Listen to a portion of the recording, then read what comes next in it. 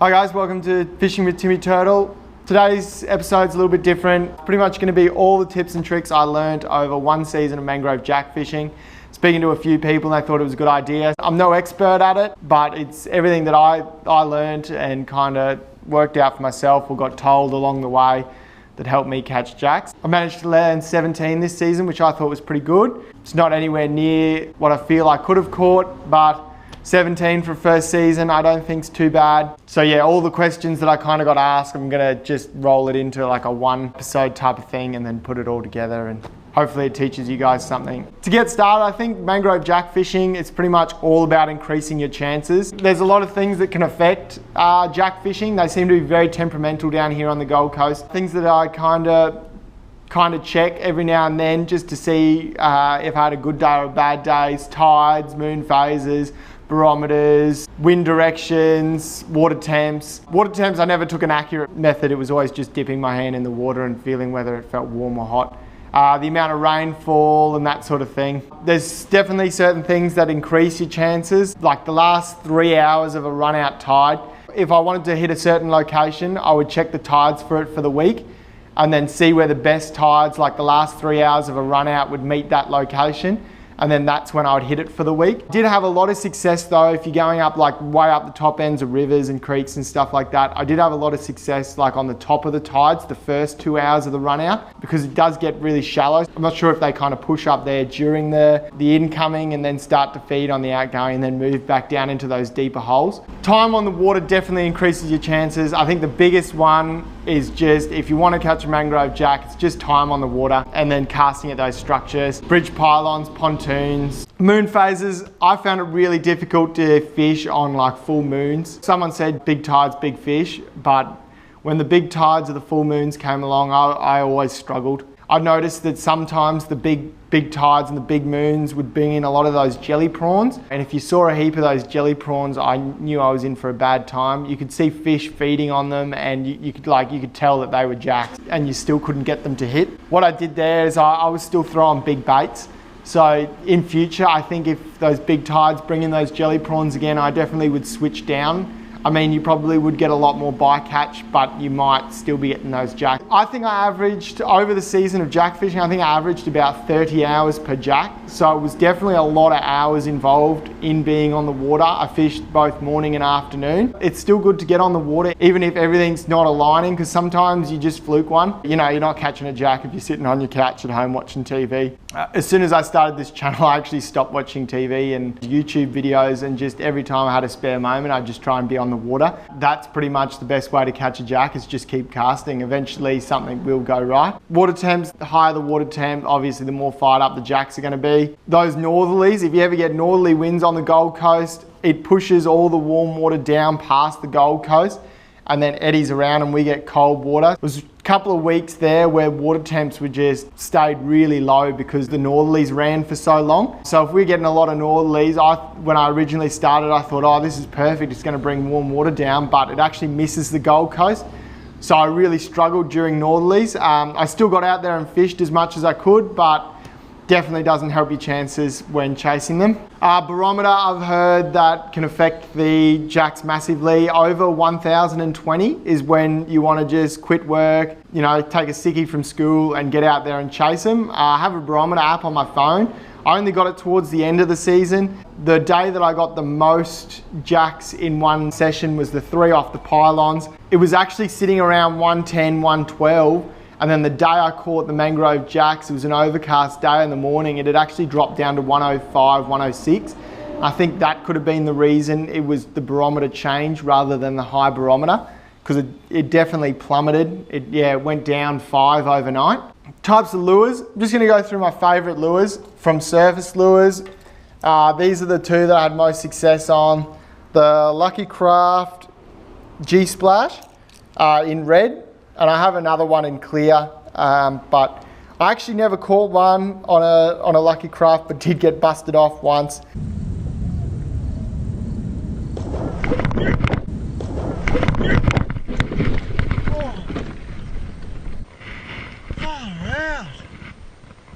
I upgrade all my hooks to decoy hooks. I think they're the best hooks on the market. Lucky Craft in red, I mean any color will do. It's a popper, it's just designed to make splash. Don't be too concerned about what one you're grabbing. Color wise, anyone should do. So yeah, one bust off on a Lucky Craft.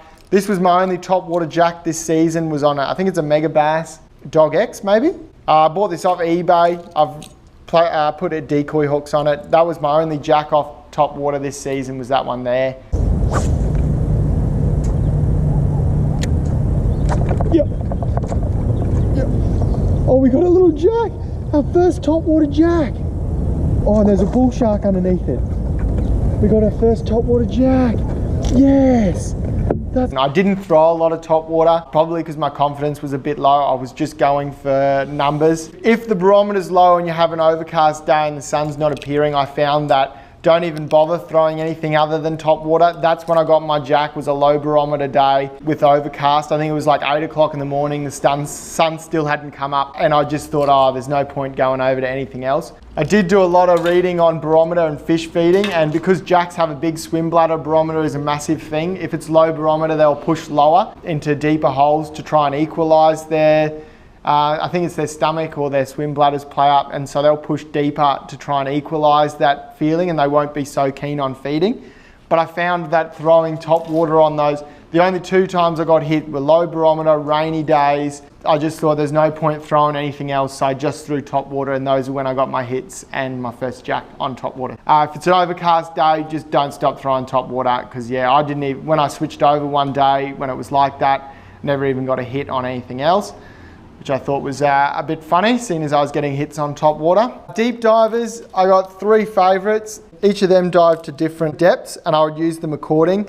So you look at rock formations and that sort of thing, and tide levels, and just see and just estimate how deep it is, and you want those lures sitting a couple of inches off the bottom. This Rapala Shutter Wrap Shad, it's probably it's a deep diver, but it's probably the shallowest deep diver out of these 3. So that would be, if like right up the tops of creeks, that's what I'd be throwing if it was really shallow.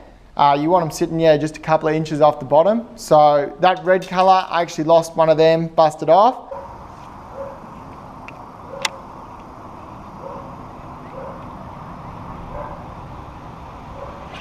Yep. Oh, f off. That was my favorite one in that. I tend to fish further up creeks and rivers, so I always like a lot of darker colors I went for when choosing lure selections. The second one, this was my favorite. I lost a lot of these lures during the summer.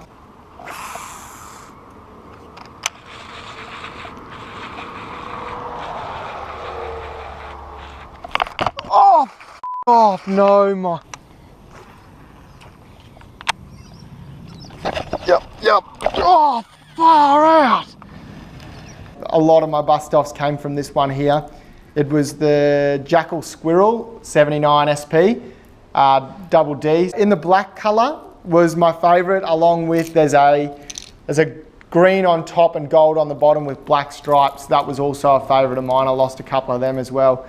But definitely stock up on these. They are probably the best jack lure out there, is these Jackal Squirrels. Just so realistic. Caught a lot of fish, these lures, and lost a lot of fish, these lures. And then the last one, if I was fishing really deep areas around rivers and stuff like that, would be the Pointer XD, which is the extreme deep. So I think I got 2 or 3 fish on this one and didn't lose one, surprisingly.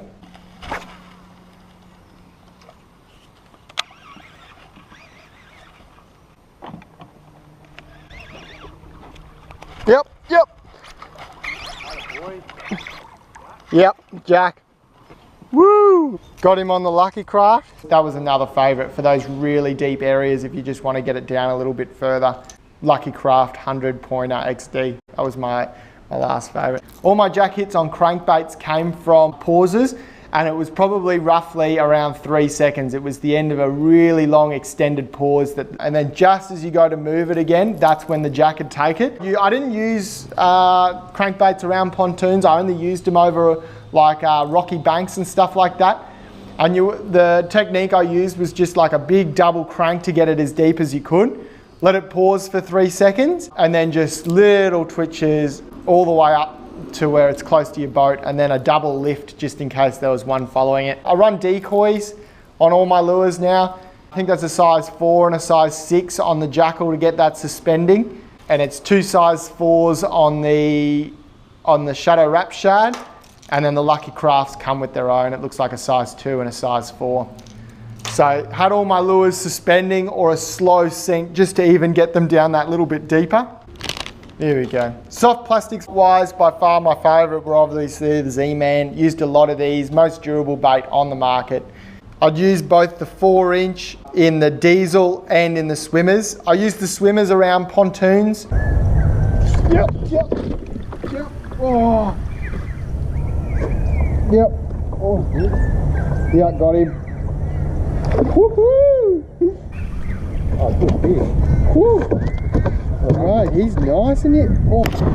On the Gold Rush. It's my first Gold Rush fish. With just a normal jig head, 3/8 or a 1/2 ounce, depending on what rod I was throwing it on or anything like that. In a 5/0, yeah. In the red shad, the Gold Rush, and the Pearl for that more clearer water. Around canals, I found the Pearl was fantastic.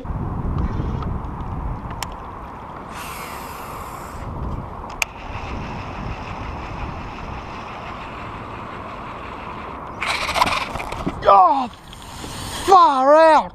You know, right up the top ends of creeks on the last of the run out when that tide's going real dirty. That's when you start to throw these Gold Rush colours and the red shads. The red shad was by far the most successful lure out of all of them. And then throwing these diesels, the swimmers didn't sit as well as I wanted to on the weedless, the Snake Locks head. I always used to throw a 1/2 ounce because they're a little slower sinking. 1/2 ounce was slower sinking than a 3/8 of an ounce normal jig head. So I always threw the 1/2 ounce and would just slow roll it right next to structure.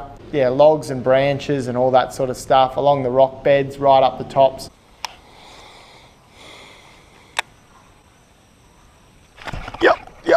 Yep. Oh, that's another good jack. Woo! Oh my goodness. That's my second one. I would have been happy with one like that. That's just insane. With the diesels, I would throw, they sit really nice with a weedless. So that's why I used to use the diesels. Yep. Oh, that's huge. Holy sugar. Oh no, don't cut me off, don't cut me off. No. Come on. Oh, this drag does nothing. Oh my goodness. No, come on, don't go back in there. The power of these things is nuts. Yes! Oh my goodness! Look at the size of that thing! Huge. Oh crap. Hey, calm down, mate, calm down. Oh my goodness. So they're my most popular soft plastic to use when chasing jacks. With the retrieves on the soft plastics, the biggest mistake I used to make was not letting them sink down to the bottom. You want that lure running a couple of inches off the bottom when you're chasing them, unless you're chasing them around pontoons, which you want them sitting about, 3 or 4 inches underneath the pontoon, and you just want that quick steady retrieve. I used to use high retrieve reels, 9.1 and an 8.1. When you're running them along structure, I think my biggest mistake was not letting it sink down deep enough. So early on in the season, I used to just cast it and just wind it straight back, and I think that's why I didn't get a lot of success. And then when I really started letting that lure get down deeper and deeper, along those rock bars and beside those tree branches that go right down to the bottom, is when I started getting those more and more hits. With jack fishing, the one thing I found is you can't be afraid of getting snagged. You have to get it as deep and as close to that structure as you can. So if you lose a couple of lures or you have to wreck a snag because you've hooked it on the first cast, it might pay off, but sometimes it would wreck the fishing.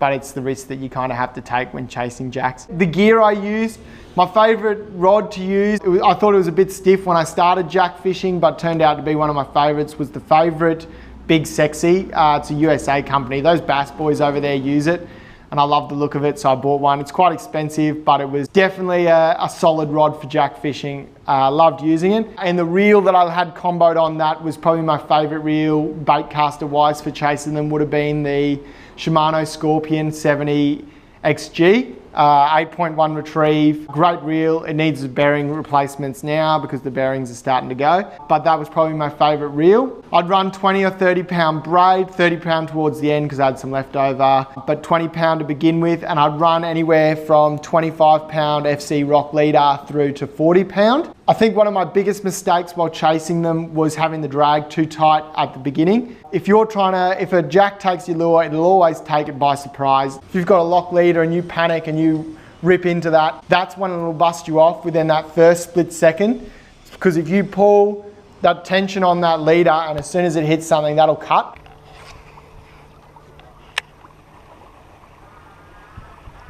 Yep, oh, fuck off. Yep, oh. So towards the end of the season, I found giving them at least, a meter or two, even though they might reach their snag, giving them that meter or two, but if they hit something, it won't cut the line, because if you panic, set the hook or try and turn them, and they've gotten back to their snag, the amount of tension on that line, there's a lot of tension. That's when a lot of your bust offs are gonna happen with jacks. So having that, that looser drag where you can jam your thumb on it, so always have your thumb ready on your spool, but having that slightly looser set drag will save your life. And then if they do get back into their snag, then just play the waiting game, holding pressure on them, but not too much pressure that you're gonna break your line. Hold pressure on them and wait for them to find themselves out. I think one of the biggest comments I had on one of my jack videos was tighten your drag. I was running 12 pound leader along bridge pylons, and if I had it any tighter, a lot of the times I yanked it. Yep. Yep. Yep. Oh, that's just as big. As soon as they hit or tried to, keep that tension on that line, all three of the jacks got back into that snag, and the only thing that saved me was I had a really loose drag set. All three of them completely shredded the leader. Feel that? Oh my goodness. And I think if you had your drag any tighter, it would have just been all over Red Rover. If you're running your lure along bridge pylons, they come out, they'll hit it on the way back in. They'll be, inches, millimeters away from that pylon before you even realize you've got the hit. So there's no point running a lock drag on a bridge pylon. Next season, bridge pylons definitely run spinning gear just because you can preset that drag, so you can feel the tension in your line better. Let them go back home because sometimes you just can't stop them. Like I've had them pull my boat, you set the hooks on them and you've got that drag locked and they'll just pull your boat closer and closer till they bust you off. So it's absolutely incredible, these fish. Love chasing them. Totally worth the energy spent chasing them because every hit is worth it. So guys, I hope this helped you out. I'm looking forward to next season's jack fishing. Give it a like if it helped you. Give it a like if you knew everything already. If you've got any other questions, just drop them down in the comments. I'll try and answer them. Yeah, if I've missed anything, also drop it in the comments below so other people can read it. Thanks very much for watching, guys. Hopes this helps. See you next episode.